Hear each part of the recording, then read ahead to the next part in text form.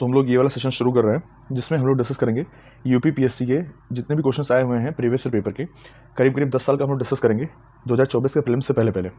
तो हम लोग अभी स्टार्ट करने वाले हैं 2023 का पेपर, जो स्पेशल जो काफ़ी इंपॉर्टेंट क्वेश्चन है उन्हीं को डिस्कस करेंगे।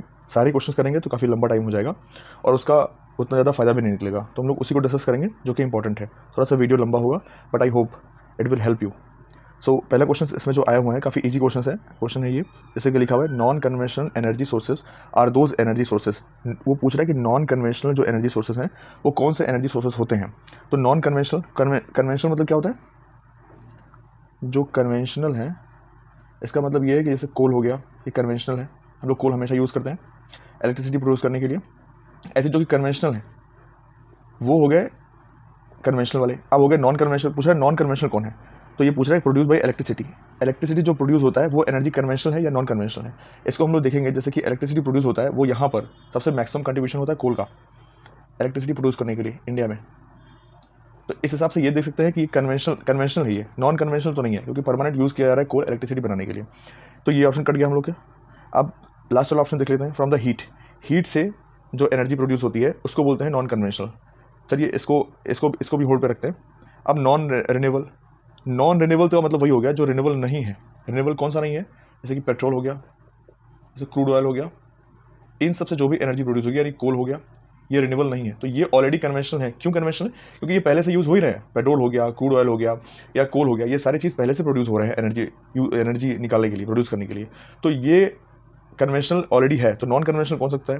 तो इसमें लिखा हुआ है रिन्यूएबल। अब इससे ये समझिए कि जो ये नॉन रिन्यूएबल है, पेट्रोल नॉन रिन्यूएबल है, क्रूड ऑयल नॉन रिन्यूएबल है और जो कोल है वो नॉन रिन्यूएबल। नॉन रिन्यूएबल मतलब ये होता है कि दोबारा फिर से प्रोड्यूस नहीं किया जा सकता, ये काफ़ी टाइम लेकर के खुद ही प्रोड्यूस होता है। ये उसको यूज़ करते हैं, फिर दोबारा इसको बनाने में लाखों करोड़ों साल लग जाते हैं, तो ये फिर से रिन्यूएबल नहीं हो सकता है। तो ये नॉन रिन्यूएबल है और यही कन्वेंशनल है जो अभी तक हम लोग इसको निकालते हुए आए हैं। तो ये वाला ऑप्शन तो एकदम से कट गया। अब अगर ये ऑप्शन कट गया तो इससे भी थोड़ा गैस वर्क कर सकते हैं हम लोग। इसका मतलब ये होगा जो रिन्यूएबल होगा वही नॉन कन्वेंशनल होगा। क्यों? रिन्यूएबल कौन कौन से एनर्जी आते हैं? रिन्यूएबल में जैसे विंड आता है, सोलर पावर आएगा। अब सोलर का फिर से हम ले सकते हैं रिन्यूएबल है, विंड का फिर यूज़ कर सकते हैं। तो हम ये देखेंगे कि अभी तक जो भी यूज़ करते आए हैं हम लोग पेट्रोल डीजल या ये सब करते आए हैं जो कि कन्वेंशनल है। जो नहीं करते हैं वो क्या है? वो wind energy, solar power energy है। और ये जो wind power solar energy power है यही तो रिन्यूएबल है ना, रिन्यूएबल। तो इसका सेम हम लोग दिखा सकते हैं कि इस हिसाब से ये ऑप्शन बी जो है ये इसका आंसर होगा। अब चलते हैं नेक्स्ट क्वेश्चन की तरफ। तो सेकंड क्वेश्चन है कि who among the following translated 300 volumes of Sanskrit book collected by Firoz Shah Tughlaq during the campaigning of Nagarkot. Question का मतलब ये है कि नगरकोट में जब चढ़ाई किया था फिरोज शाह तुगलक ने, तो वहाँ से 300 किताबें संस्कृत की वहाँ से इकट्ठा की और उसको कन्वर्ट किसने किया, यानी कि ट्रांसलेट किसने किया है। तो उसके 4 ऑप्शन दिए हुए थे। क्वेश्चन थोड़ा नया था ये, जिसमें क्वेश्चन था ये, इसके ऑप्शन थे मुल्ला अब्दुल बकी, अजीजुद्दीन खान, मिर्ज़ा मोहम्मद अली और तालिब अमूली। इसमें आप लोग देख लीजिए इसमें क्या आंसर आप लोग बताएंगे। वैसे इसका आंसर है अजीजुद्दीन खान। ये ध्यान रखिएगा कि ये जो नागरकोट का कंपेयरिंग था इसका, ये हुआ था इनका 1365 में इसने किया था कंपेयरिंग। अच्छा, ये नागरकोट है कहाँ? नागरकोट है हिमाचल प्रदेश में। और हिमाचल प्रदेश में नागरकोट में कौन सी क्या चीज़ है जहाँ पर ये कंपेयरिंग किया था, यानी कि चढ़ाई किया था इसने? ये है ज्वाला देवी का मंदिर है, ज्वाला टेम्पल है, ज्वाला टेम्पल है। तो ज्वाला टेम्पल की कंपेयरिंग के दौरान में इसने 300 किताबें इकट्ठा की वहाँ से 1365 AD में और लेके आया, तो इसको ट्रांसलेट किया अजीजुद्दीन खान में। अच्छा, ये जो ट्रांसलेशन हुआ इस किताब का नाम क्या रखा? इस किताब का नाम रखा अजीजुद्दीन खान ने दलाइल ए फिरोज शाही, दलाइल ए फिरोज शाही इसका नाम रखा, इस किताब का नाम रखा। तो अब ये डिस्कस हो गया, तो फिरोज शाह तुगलक के बारे में थोड़ा सा हम लोग जानकारी ले लेते हैं। फिरोज शाह तुगलक यानी कि तुगलक वंश जो है सबसे इसका पीक पे जो जेनिथ पे पहुंचा है वो फिरोज शाह तुगलक ने काफ़ी ज़्यादा इन्होंने चेंजेस लेकर के ले आए। खिलजियों के बाद ये तुगलक वंश शुरुआत होता है और इसके बाद से ये आते हैं। तो फिरोज शाह तुगलक ने कुछ चीज़ें की क्योंकि इनके इससे पहले जो मोहम्मद बिन तुगलक थे काफ़ी चीज़ें चेंज कर चुके थे, काफ़ी चीज़ें मतलब अप्स एंड डाउन उनके पीरियड में थे। जैसे कि जो कैपिटल सेटलमेंट था, बहुत सारी चीज़ें थी। तो उसके बाद से जब फिरोज शाह तुगलक आते हैं तो काफ़ी मैनेज करने की कोशिश करते हैं। सबसे पहला काम ये करते हैं कि साउथ इंडिया का जो पोर्शन रहता है कब्जा करना छोड़ देते हैं, ये मैनेज करना, क्योंकि मैनेज करना इन्हें कठिन दिखाई देता है। काफ़ी स्मार्ट रूलर रहते हैं। अब जो वहाँ पर जो थियोलॉजियंस रहते हैं, यानी कि जो आपस में कोई चीज़ टुकड़ा ना हो जाए, आपस में कोई टूट ना हो, आपस में कोई गड़बड़ ना हो जाए, इसलिए यहाँ पे जो ऑर्थोडॉक्स होते हैं ना और ये हेरिडिटरी, ये दो काम बहुत बढ़िया करते हैं। हेरिडिटी में क्या करते हैं, जो नॉबल्स रहते हैं, जो बड़े अधिकारी रहते हैं वो, और आर्मी, इन दोनों में ये हेरिडिटी सिस्टम अप्लाई कर देते हैं। नॉबल्स यानी कि जो बड़े अधिकारी मर जाएंगे या उनकी जगह पे वो काम नहीं करना चाहते तो अपने बेटे को भेज सकते हैं। अगर बेटा नहीं जाना चाहता है तो अपने सन इन लॉ को भेज देंगे, सन इन लॉ नहीं जाना चाहता है तो किसी स्लेव को भेज देंगे। ऐसे हेरिडिटी सिस्टम शुरू कर दिया उन्होंने। ऐसे सेम आर्मी में कर दिया। अगर वो जाना नहीं चाहते हैं तो अपने बच्चे को भी भेज सकते थे आर्मी में, जिससे बाद में जाकर काफ़ी प्रॉब्लम हो गया। ऑर्थोडॉक्स का सिस्टम ये था कि ऑर्थोडॉक्स जो थियोलॉजियंस थे, यानी कि जो ऑर्थोडॉक्स थे, जो कि इस्लामिक रूल एकदम हार्ड लाइनर थे, वो ये बोलते थे कि मज़ार पे नहीं जाना चाहिए। तो वुमेंस को इन्होंने मज़ार, इसको बहुत पेलिकेट किया, काफ़ी मतलब इनको समझा के रखा। तो उनकी वजह से काफ़ी रूल्स भी चेंज करने पड़े। जैसे कि वुमेंस को मनाही हो गया, यानी कि प्रोहिबिट कर दिया गया कि आप मज़ार पे नहीं जाएंगी पूजा करने के लिए, मज़ार पे नहीं जाएंगी इबादत करने के लिए, क्योंकि ये शरिया के अकॉर्डिंग में, शरिया के तहत में ये सही नहीं है। अब टैक्स में काफ़ी सारे चेंजेस लेके आए। जैसे कि 4 टैक्स, काफ़ी सारे टैक्स खत्म कर दिए उन्होंने, करीब 32 टैक्स खत्म करके केवल 4 टैक्स लेकर के आए, जिसमें से खराज को कहते थे लैंड टैक्स को बोलते थे खराज। जकात 2% था, इनकी जितने भी आपकी प्रॉपर्टी है ना उसका 2%। और कहीं ये भी है कि ये मुस्लिम दिया करते थे। जिजिया ये नॉन मुस्लिम के लिए था, नॉन मुस्लिम्स के लिए था जिजिया। और खम्स मतलब लूट, यानी कि जो लूट में, या बूटी भी कहा जाता है इसे, कोई ज़मीन कब्जा कर ली, किसी दूसरे का ज़मीन कब्जा कर ली, तो वहाँ से जो धन लूटा जाता था उसका ये टैक्स दिया जाता था। अब ये बात समझने वाली है, काफ़ी इंपॉर्टेंट है टॉपिक, ये चीज़ इंपॉर्टेंट है। इसमें जो जिजिया है ना, जिजिया पहले ब्राह्मण्स में नहीं लगता था, लेकिन फिरोज शाह तुगलक पहले शासक हैं तुगलक वंश में, जिन्होंने जिजिया को ब्राह्मण्स के ऊपर भी लगा दिया। इन्होंने बोला कि ब्राह्मण्स एक्सक्लूडेड नहीं है, क्योंकि ऐसा शरीयत में नहीं लिखा हुआ है। तो ये याद रखिएगा, इस पर भी क्वेश्चन पूछ सकता है कि जिजिया क्यों उन्होंने ब्राह्मण के लिए सेपरेट किया, तो वो है फिरोज शाह तुगलक। वाटर टैक्स, काफ़ी इरीगेशन में काफ़ी काम कर रहे थे ये, तो काफ़ी कैनाल बनाए इन्होंने। तो कैनाल बनाने के बाद से इन्होंने क्या किया कि इसके लिए अलग से एक टैक्स लगाना शुरू कर दिया। टैक्स का नाम था हकाक्यू ए शर्ब, हकाक्यू शर्ब। इन्होंने नया वाटर टैक्स लगाया जिसका नाम था हकाक्यू शर्ब। ठीक है, इसको हासिल शर्ब भी कहते थे, ध्यान रखिएगा इसे, हासिल ए शर्ब भी बोलते थे, हासिल शर्ब भी बोलते थे। अच्छा, इन्होंने काफ़ी हॉस्पिटल भी बनाए। हॉस्पिटल्स में ये जिसको बोलते थे, जिसमें काफ़ी फ्री दवाइयाँ होती थी गरीबों के लिए, इन सब के लिए, तो उसका नाम रखा दारुल शिफा। क्या याद रखिएगा, दारुल शिफा हॉस्पिटल का नाम रखा। एक नया डिपार्टमेंट भी खुलवाया, जैसे कि परोपकारी थोड़ा टाइप के थे, तो उसके लिए भी कि अगर कोई पूरा गर्ल है उनकी शादी कराने के लिए, कोई मरीज़ है उनकी दवा कराने के लिए, या ऐसे भी जो भी चीज़ें हैं उनको जो ज़रूरतमंद को देने के लिए, तो उसके लिए एक नया डिपार्टमेंट खुला है जिसका नाम था दीवाने खैरात। अब इसमें थोड़ा सा ये डिस्कस करेंगे, वरना वीडियो काफ़ी लंबी होती चली जाएगी। तो ये है छोटा सा फिरोज शाह तुगलक, और ये क्वेश्चन ध्यान रखिएगा, अजीजुद्दीन खान, और उन्होंने जो किताब को कलेक्ट करके जो कन्वर्ट की किताब, उसका नाम था दलाई फिरोज शाही। ओके, चलते हैं नेक्स्ट क्वेश्चन की तरफ। नेक्स्ट क्वेश्चन है थोड़ा सा इकोनॉमिक्स से रिलेटेड है। इसमें लिखा हुआ कि which of the following is are the type of the poverty का टाइप पूछा है। ये टॉपिक भी पुअर्टी इंपॉर्टेंट है, जैसे पुअर्टी हो गया, इन्फ्लेशन हो गया, ये पीसेस के लिए इंपॉर्टेंट टॉपिक है। आर के लिए भी इंपॉर्टेंट है। जितने भी UPSC में जितने भी क्वेश्चन, जितने भी एग्जाम्स होते हैं, उसमें पुअर्टी, इस बारे में डिस्कस कर लेंगे कौन कौन से टॉपिक इंपॉर्टेंट है इकोनॉमी से। जैसे पुअर्टी हो गया, इन्फ्लेशन हो गया, फिर ऐसे ही मनी मार्केट हो गया, फिर 5 ईयर प्लान्स हो गए, तो वो सारे टॉपिक इंपॉर्टेंट हैं। बट इसमें देखते हैं कि इसमें पूछा है कि पुअर्टी का टाइप कौन कौन सा है। इसमें कि क्वेश्चन दिया हुआ है, ऑप्शन दिया हुआ है absolute poverty, relative poverty, subjective poverty, functional poverty, और कोड में ये है कि only 1 and 2, only 1 and 4, only 3 and 4, only 1, 2 and 3। आप लोग अपने आंसर दे लें। इसका आंसर होता है 1, 2 and 3, यानी कि ऑप्शन डी इसका सही है। इसको समझ लेते हैं क्या मतलब है। एब्सोल्यूट पुअर्टी मतलब आपके पास रिसोर्स है ही नहीं, इवन फूड इनसिक्योरिटी भी है, मतलब आपके पास खाने तक के चीज़ें अवेलेबल नहीं करवा पा रहे हैं आप, उसको बोलते हैं एब्सोल्यूट पुअर्टी। रिलेटिव पुअर्टी जैसे मान लीजिए ए है, इसके पास 100 रुपये हैं, और ये बी है, इसके पास 200 रुपये हैं। रिलेटिव पुअर्टी मतलब ये होता है, ऐसा नहीं कि इसके पास 0 है, खाने के पैसे नहीं है, इसके पास हैं, बट ये बी से गरीब है। ऐसे मान लीजिए सी है, इसके पास 400 रुपये है, तो बी ऐसा नहीं है कि गरीब है, क्योंकि ए इससे भी कम पा रहा है, बट ये सी से गरीब है ये, तो उसको बोलते हैं रिलेटिव पुअर्टी। जैसे बी का रिलेटिव पुअर्टी आप देख पा रहे हैं। अब हो गया सब्जेक्टिव पुअर्टी, इसमें बहुत सारे डायमेंशंस इंक्लूड होते हैं, बट इसका मेन, जैसे ऐसे देख सकते हैं इसको हम, कि जैसे ए ये सोच रहा है कि इसको पर डे का हिसाब से 500 रुपये मिलने चाहिए, बट इसको मिल कितने रहे? इसको मिल रहे हैं 300 रुपये ही केवल। इसका मतलब ये है सब्जेक्टिव है, मतलब इसके हिसाब से ये जिसको पाना चाहिए 500 रुपये बट ये पा रहा है 300 रुपये, तो ये खुद तो गरीब समझेगा। इसको कहते हैं हम लोग सब्जेक्टिव पॉवर्टी। डिटेल में डिस्कस कर लेंगे हम लोग बाद में, बट अभी फिलहाल इतना बेसिक चीज़ें हम लोग को समझनी होगी। फंक्शनल पॉवर्टी ये कोई भी पॉवर्टी नहीं होती है। सो इसमें जो इस आंसर इसमें देखेंगे हम लोग तो कोड डी सही होगा, ओनली 1, 2 एंड 3। सो चलते हैं नेक्स्ट क्वेश्चन पे। तो नेक्स्ट क्वेश्चन में आया हुआ है कि ये डिसीज़ है और किसकी वजह से होता है, फैक्टर बताने हैं हम लोग को, ये मिलान करने को आया हुआ था इसमें। तो इसमें क्वेश्चन था डिसीज़ दिए होते हैं peptic ulcer, dengue, elephant foot and malaria. इसके फैक्टर दिए हुए हैं वायरस, प्रोटोजोआ, वॉर्म्स और बैक्टीरिया, और ये इसके कोड दिए हुए थे कि इसकी वजह से क्या, इसमें से क्या होना चाहिए।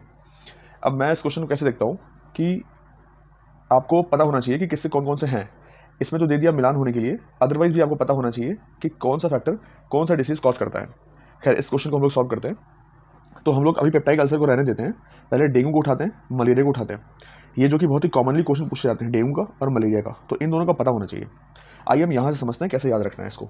तो जो भी फैक्टर है, जो वायरस जिसका फैक्टर होता है उसको एक लाइन में लिख देते हैं। तो वायरस की वजह से क्या क्या चीज़ें होती है पहले इनको देख लेते हैं।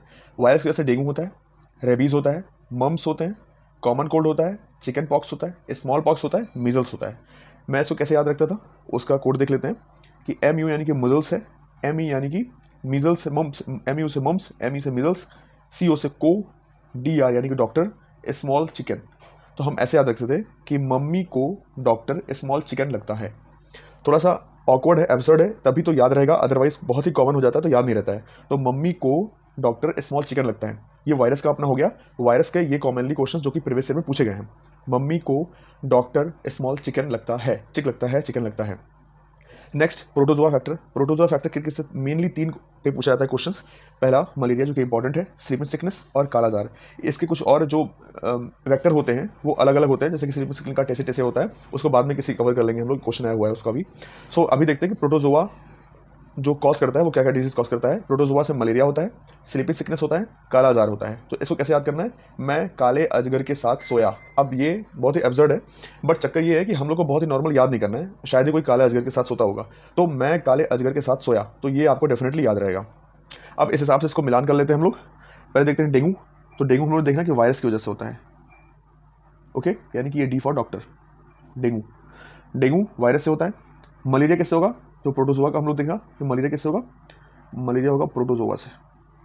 अब बच गया एलिफेंट फुट, हम लोग पेप्टाइक अल्सर को बाद में देखेंगे। एलिफेंट फुट जो है, पहली बात तो इतने में मिलान हो जाएगा, बट फिर भी देख लेते हैं। एलिफेंट फुट ये जो वॉर्म है ना, इससे जो क्वेश्चन पूछे गए हैं, 2 ही क्वेश्चन पूछे गए हैं, एक फाइलेरिसिस और दूसरा एलिफेंट फुट।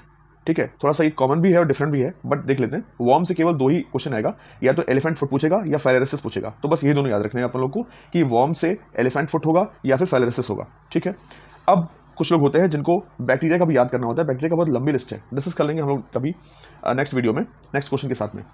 बट अभी फिलहाल बैक्टीरिया का छोड़ते हैं। मैं ऐसी कोशिश करता हूं कि वायरस का याद हो और प्रोटोजोआ का याद हो। वॉर्म्स का ऑटोमेटिकली याद हो जाएगा, 2 ही है, एलिफेंट फुट और फाइलेरिसिस। तो प्रोटोजोआ का याद हो गया और वायरस का याद हो गया। बाकी जितने भी आएंगे वो मैं कंसीडर कर लेता हूं कि बैक्टीरियल कॉज डिसीज है वो। ओके, तो इस क्वेश्चन को ऐसे हैंडल कर सकते हैं। चलते हैं नेक्स्ट क्वेश्चन की तरफ।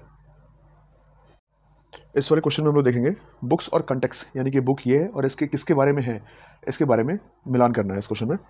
देखेंगे मिराते सिकंदरी, बुरहाने मशीर, रियाज उस सलातिन और रियाज उल इंसा, ये करके है। और कंटेक्स्ट है हिस्ट्री ऑफ बंगाल के बारे में, हिस्ट्री ऑफ बहमनी के अहमदनगर के बारे में, collection of Mohammed Gawan's letter, Mohammed Gawan का लेटर जो लिखा था उसका कलेक्शन करके रियाज उस सलातिन लिखा हुआ है, और विक्ट्री ऑफ गुजरात। तो इसमें हम लोग को मिलान करना है। इसमें हम लोग देखेंगे ये कोड दिया हुआ था इसमें कि कैसे इसको मिलान करना है। अब अगर फॉर गैस वर्क करना है, क्योंकि क्वेश्चन काफ़ी अटपटा है जो कि नॉर्मली क्वेश्चन नहीं पूछे गए हैं, तो इसमें से अगर कुछ हम लोग एलिमिनेट करना चाहें तो ऐसे कर सकते हैं कि मिराते सिकंदरी, जो सिकंदर शब्द है ना, आप देखो ये जीत या किसी चीज़ के जीतने की बात करता है कि सिकंदर यानी कि जीत गया है वो। तो इस सिकंदर को हम लोग जोड़ सकते हैं कि विक्ट्री ऑफ गुजरात से। अगर विक्ट्री ऑफ गुजरात से हम लोग जोड़ दिए तो देखेंगे कि ये वाला ऑप्शन किससे मिल रहा है, A1 का, A का 4। तो A का 4 में केवल 2 ऑप्शन मिल रहा है, ये दोनों ऑप्शन। तो ये दोनों ऑप्शन कट गए। अब अगर इन दोनों ऑप्शन को देखेंगे तो A का 4 और B का 2 और B का 2 दोनों कॉमन मिल रहा है, यानी कि B का तो 2 ही है और A का 4 है। अब 2 बचे, एक सलातिन बचा और इंसा बचा, और 2 ऑप्शन बचे विक्ट्री ऑफ बंगाल और collection of Mohammed Gawan's letter. अब इसमें हम लोग गेस वर्क कर सकते हैं। अगर मतलब इसमें क्या होता है कि एकदम से 50-50 आ गया चांसेस, तो हम लोग 50-50 एटलीस्ट रहेंगे कि मार देंगे तो सही हो जाएगा। तो अब देखते हैं इसको हम लोग कि अब इसको समझ लेते हैं कि क्या है ये। तो हम लोग अगर मिलान करें ठीक से तो ये मिरात सिकंदरी जो है वो एकदम सही हम लोग मिलान किए हैं, विक्ट्री ऑफ गुजरात से है। जो अब इसके जो ऑप्शन के हिसाब से है उसमें यह है कि जो बुरहान मशीर है वो हिस्ट्री ऑफ बहमनी का अहमदनगर एक था, उसके बारे में हिस्ट्री के बारे में बताया गया है बुरहान मशीर में।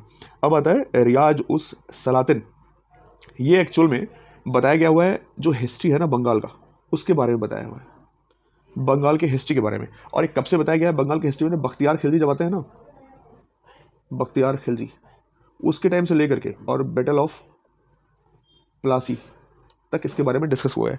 अब इसके जैसे गुलाम हुसैन साहब इसके राइटर हैं, वो बहुत इंपॉर्टेंट नहीं है, बशर्ते कंटेक्स्ट पता होना चाहिए, ये ROAR में भी क्वेश्चन आ सकता है। तो अब ये बचा इंसा, जो रियाज उल इंसा है ये कलेक्शन है महमूद गवान लेटर का। महमूद गवान कौन थे आप लोग जानते हैं, बहमनी के ना, बहमनी साम्राज्य जो था उसके प्राइम मिनिस्टर थे कौन, महमूद गवान।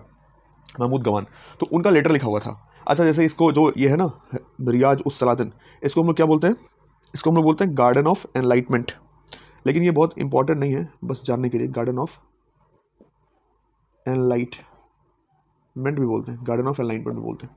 सो इस क्वेश्चन के बारे में था। अब चलते हैं नेक्स्ट क्वेश्चन पे। नेक्स्ट क्वेश्चन है, इसको देख लेते हैं।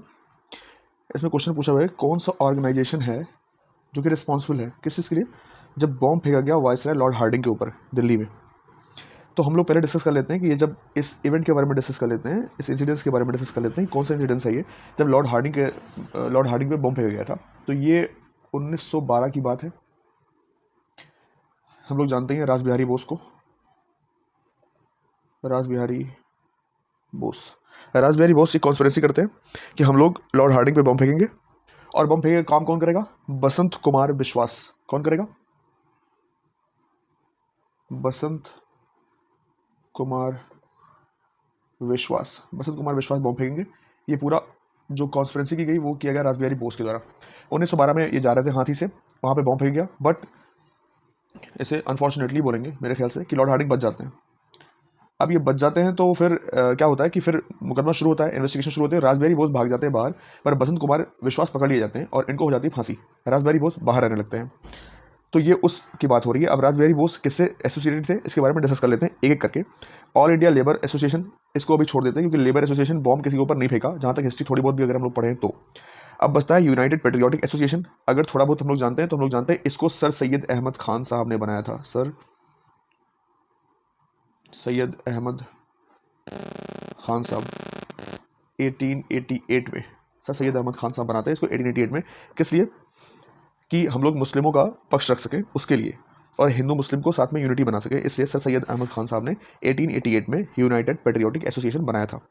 अब दो चीज़ें बती, एक बचा युगांतर, एक बचा अनुशीलन समिति। तो हम लोग अनुशीलन समिति के बारे में थोड़ा सा जान लेते हैं। अनुशीलन समिति 1902 में बनता है, इसको 3 लोग मिलकर के बनाते हैं, ध्यान सुनिएगा, बरिंद्र कुमार घोष, जितेंद्र नाथ बनर्जी और परमानाथ मित्र। अब ये 3 लोग मिलकर बनाते हैं। एक्चुअल में अनुशीलन समिति के 2 पार्ट हो जाते हैं, एक जो कलकत्ता में एक्टिवेट रहता है, उस टाइम का कलकत्ता रहता है, अभी कोलकाता हो गया है, एक ढाका में यानी कि बांग्लादेश में। ये जो ढाका वाला रहता है ना, ये ओरिजिनल अनुशीलन समिति रहता है। जो कलकत्ता वाला पार्ट होता है ना, उसी को हम लोग जानते हैं युगांतर से। यानी कि अनुशीलन समिति के 2 पार्ट थे, एक कलकत्ता में एक्टिवेट था जिसको जुगांतर या युगांतर जानते हैं, एक अनुशीलन ये वाला था जो ढाका में एक्टिवेट था, अब एक्टिव था। अब ये जो अब पूछा जाएगा कि युगांतर समिति किसने बनाया, तो वो बरिंद्र कुमार घोष आ जाएगा ऑप्शन में, तो ये आंसर हो जाएगा। बाकी अनुशीलन समिति को 1902 में 3 लोगों ने मिलकर बनाया, बरिंद्र कुमार घोष, जितेंद्र नाथ बनर्जी और परमानाथ मित्रा। एक चीज़ याद रखिएगा, तीनों लोग का नाम याद रखिएगा, क्योंकि एक बार वेस्ट बंगाल पीसेस होता है ना, उसमें इन दोनों का नाम नहीं दिया, बरिंद्र कुमार घोष, जितेंद्र नाथ बनर्जी का, ये तीसरा नाम दे दिया था परमानाथ मित्रा का। तो ध्यान रखिएगा, अनुशीलन समिति को परमानाथ मित्र, जितेंद्र नाथ बनर्जी और बीरेंद्र कुमार घोष मिलकर बनाया था। इस क्वेश्चन में देख लेते हैं। इस क्वेश्चन में पूछा हुआ कि स्कूल ऑफ थॉट्स दिए गए हैं और इसको जो प्रोपाउंडर है उसके बारे में बताया गया है। उसमें पूछ रहा है कि कौन सा सही मिलान है, ये बताना है हम लोग को। तो अगर हम लोग देखें विशेषिका के लिखा हुआ है इसमें पतंजलि, उत्तर मीमांसा कपिल, मीमांसा कन्नद, न्याय गौतम। अब इसमें हम लोग जानते हैं पतंजलि, ये मिस्टेक ही नहीं होना चाहिए हम लोगों को कि पतंजलि क्या प्रपोन किए थे। पतंजलि योगा सिस्टम प्रपोन किए थे, फॉर मोक्षा योगा सिस्टम पतंजलि ने प्रपोन किया था। अब आते हैं उत्तर मीमांसा। अब दोनों चीज़ अलग अलग से देख लेते हैं कि जो इसमें जो ऑप्शन डी वाला है लास्ट, ये ऑप्शन सही है। जो गौतम है उन्होंने न्याय की व्यवस्था, जो स्कूल ऑफ थॉट है ना न्याय का, उन्होंने प्रपोन किया था गौतम ने। अब आता है मीमांसा और उत्तर मीमांसा, इन दोनों को ऐसे याद कर लीजिएगा। मीमांसा जैमिनी, कौन? जैमिनी, मीमांसा जैमिनी ने किया था। उत्तर मीमांसा कौन करेगा तब? बद्रायन, कौन? बद्रायन। उत्तर मीमांसा बद्रायन, मीमांसा जैमिनी, न्याय वाला सिस्टम गौतम ने। अब आता है और पतंजलि ने योगा प्रमोट किया। विशेषिका कौन करेगा? विशेषिका ये जो कन्नड़ लिखे हुए हैं ना, तो विशेषिका कन्नड़ ने किया। एक याद रखिएगा एक चीज़ कि विशेषिका जो है ना, ये हम लोग क्या इंपॉर्टेंट इसलिए क्योंकि यही एक थ्योरी है जिसमें हम लोग डिस्कस करते हैं एटम के बारे में। तो जो एटॉमिक थ्योरी है ना, वो दिया गया है विशेषिका में। ऐसा पूछा जाता है क्वेश्चन में कि एटॉमिक थ्योरी कौन से स्कूल ऑफ थॉट में डिस्कस है, तो एटॉमिक थ्योरी विशेषिका में डिस्कस है, जो कि किया गया था कन्नड़ के द्वारा। याद रखिएगा ये। तो इतने स्कूल ऑफ थॉट्स हैं, फिर से एक बार देख लेते हैं।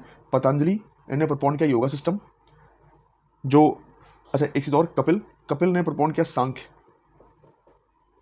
सांख्य दर्शन या सांख्य फिलॉसफी। कौन सा? सांख्य फिलॉसफी।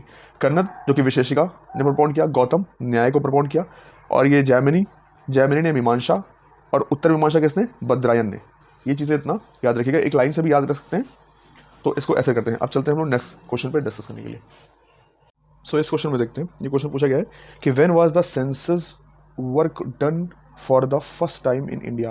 पहली बार इंडिया में सेंसस कब कंडक्ट हुआ? ओके, इसमें ऑप्शन दिया हुआ है 1871, 1861, 1850, 1881। अब इसको पहले समझ लेते हैं कि इसकी पहले थोड़ा सा बेसिक डिटेल हम लोग डिस्कस कर लेते हैं कि सेंसस आर्टिकल 246 से रिलेटेड है हमारे कॉन्स्टिट्यूशन में, हमारे संविधान में। ये 7th शेड्यूल जिसमें तीनों लिस्ट बटे हुए हैं, उसमें ये यूनियन लिस्ट में आता है, यानी कि इसको कंडक्ट कराएगा कौन? सेंट्रल गवर्नमेंट कंडक्ट कराएगा इसको। अब ये अंडर किसके आता है? ये अंडर आता है होम मिनिस्ट्री के अंडर में, होम मिनिस्ट्री के अंडर में ये आता है। ओके, अब रिस्पॉन्सिबल कौन होता है? रिस्पॉन्सिबल होता है ऑफिस ऑफ रजिस्ट्रार और सेंसस कमीशन ऑफ इंडिया, जो कि ऑटोमेटिकली अंडर आते हैं, होम मिनिस्ट्री के अंडर में आते हैं। वो कंडक्ट कराते हैं ऑल ओवर इंडिया में सेंसस। अब इसका थोड़ी सी हिस्ट्री हम लोग जान लेते हैं इस क्वेश्चन का। होता यह है कि 1856 में ये डिसाइड किया जाता है, गवर्नमेंट ऑफ इंडिया ये डिसाइड किया जाता है कि हम लोग सेंसस कंडक्ट करेंगे कब? 1871 में सेंसस कंडक्ट करेंगे पहला। यहाँ पे हेड काउंटिंग होती है 1871 में, और इसका जो रिजल्ट आता है, यानी कि जो इसका आउटकम आता है, वो आता है 1872 में। तो जो हम लोग का क्वेश्चन है, मतलब जो हम लोग जानते हैं वो, और उसमें वायसराय कौन रहता है? लॉर्ड मायो। तो लॉर्ड मायो के अंतर्गत जब उसका रिजल्ट आता है इस हेड काउंटिंग का, तो वो आता है 1872 में। क्वेश्चन दिया, आंसर इसका जो ऑप्शन दिया हुआ है 1871 दिया गया है। तो जबकि यूपी पीसीएस ने जो इसका माना है, वो माना है ए ऑप्शन सही है, बट हम लोग अगर देखेंगे एग्जैक्टली तो 1872 में आता है ये इसका आउटकम, और यही मानते हैं लॉर्ड मायो के अंतर्गत ये हेड काउंटिंग होता है। बट कंटिन्यू सेंसस शुरू होता है ना, वो लॉर्ड रिपन के टाइम शुरू होता है। कब? 1881 में, यानी कि नेक्स्ट 10वें साल ये शुरू होता है कंटिन्यू, वहाँ से सेंसस हम लोग का शुरू होता है। उस समय कौन रहता है वाइसराय? Lord Ripon. अच्छा एक चीज़ और जान लीजिएगा, इसके जो अधिकारी होते हैं ना, जो लॉर्ड रिपन के टाइम पे 1881 में कंडक्ट करते हैं, उनका नाम रहता है WC प्लाउडेन, ये याद रखिएगा। अब चलते हैं हम लोग नेक्स्ट क्वेश्चन पे। नेक्स्ट क्वेश्चन है कि ये पोएट्स हैं और इनकी कंपोजिशंस हैं, इसके बारे में मिलाने का है, और ये बोला है कि कौन सा रॉन्ग है, यानी कौन सा सही नहीं मिला हुआ है। तो क्वेश्चन थोड़ा अजीब है, बट ये याद रखिएगा, ये क्वेश्चन रिपीट हो सकता है, एक पोएट का भी क्वेश्चन रिपीट हो सकता है, RO में भी, और अन्य एग्जाम में भी रिपीटेशन के चांसेस हैं इस क्वेश्चन को लेकर के। तो देख लेते हैं। दया भाई, ये लिखा हुआ है विनय मालिका, सहजोबाई, सहज प्रकाश, गंगाबाई, गणेश देवलीला, सोन कुमारी, पोएम ऑफ स्वर्ण बेला। अब एक चीज़ तो ऐसे ही जान लीजिए कि जैसे सहजोबाई लिखा हुआ है, सहज प्रकाश लिखा हुआ है, मान सकते हैं कि सही हो सकता है। हालांकि ये क्वेश्चन सारा का सारा याद करना पड़ेगा। तो हम लोग अगर ये देखें तो दया भाई विनय मालिका सही है, ये सहजोबाई सहज प्रकाश सही है, ये सोन कुमारी पोएम ऑफ स्वर्ण बेला ये भी सही है, सोन कुमारी का भी। लेकिन ये जो गंगाबाई है ना, इन्होंने ये नहीं लिखा, गणेश देव लीला नहीं लिखा। तो गणेश देव लीला लिखा किसने? गणेश देव लीला लिखा गया मधुर अली, क्या नाम है? मधुर अली के द्वारा। नाम थोड़ा अजीब नहीं लग रहा आपको? मधुर और अली, मधुर के साथ में अली, बट ये हमारे इंडिया की डाइवर्सिटी इन यूनिटी है, ये खूबसूरती है हम लोग के इंडिया की। मधुर अली ने गणेश देव लीला लिखा। एक चीज़ और मधुर अली ने लिखा जिसका नाम था रामचरित रामचरित, अगर मिलाने को आ जाए तो कंफ्यूज मत होइएगा। मधुर अली ने रामचरित और गणेश देव लीला लिखा। बाकी सारे ऑप्शन सही है, यानी कि सोन कुमारी, पोएम ऑफ स्वर्णबेला, सहजोबाई, सहज प्रकाश, दया भाई, विनय मालिका, ये सारे ऑप्शन सही हैं। इस वीडियो में इतना ही क्वेश्चंस करते हैं, थोड़ा सा वैसे ऑलरेडी बहुत लंबा हो गया है। नेक्स्ट वीडियो में हम लोग कवर करेंगे आगे का क्वेश्चन और 2-3 लेक्चर में कंप्लीट कर लेंगे 2023 का प्रीवियस ईयर पेपर, फिर ऐसे 10 साल का हम लोग प्रीवियस ईयर पेपर डिस्कस करेंगे। So thank you all for discussion.